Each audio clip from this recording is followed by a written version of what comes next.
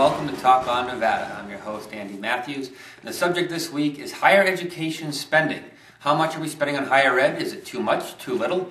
Patrick Gibbons from the Nevada Policy Research Institute is here to bat this topic around with us. Patrick? Welcome. Good morning. Patrick, there's a lot of talk out there. A lot of people are saying that, we're not spending enough on higher ed, and they use this word investment. We need to be investing more money in higher education.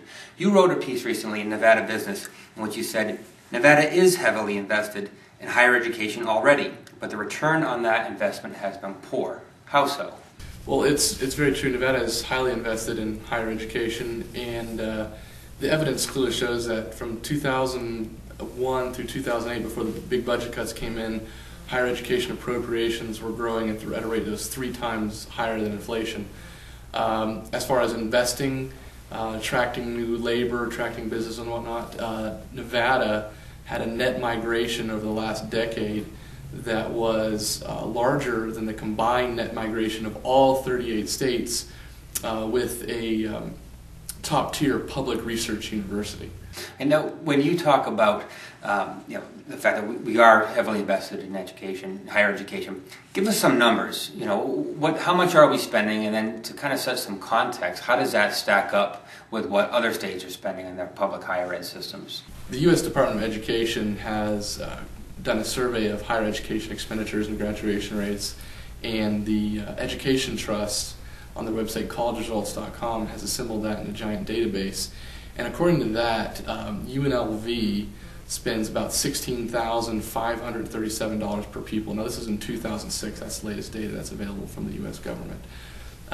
They rank 214th out of 558 public universities on that list. Now, that's above the median nationwide, which is about $14,800 per pupil. UNR is a different story. They rank 62nd highest in the nation, and they spend in spending per pupil. They spend over $30,000 per student. How would you quantify success? You say that the results are poor. We're not getting the quality of higher education that we should be getting. But how do you define that? What do you point to when you say this shows that the results have been poor?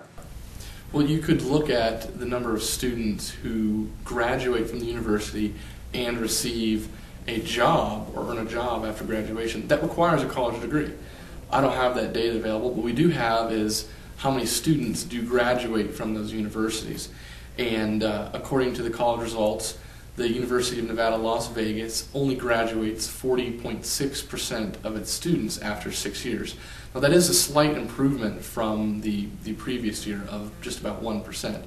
Unfortunately for UNR, despite that high level of spending, they can only graduate 46% of their students. So they're below average. I mean, they're graduating less than 50% of their students within 6 years.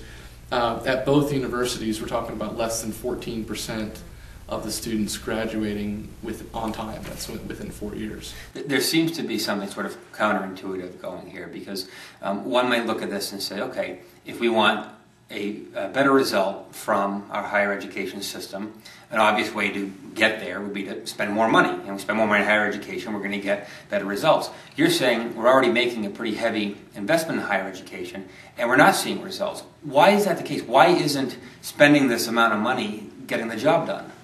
Well, spending money never produced results. It's all in how well you spend the money, what you spend the money on.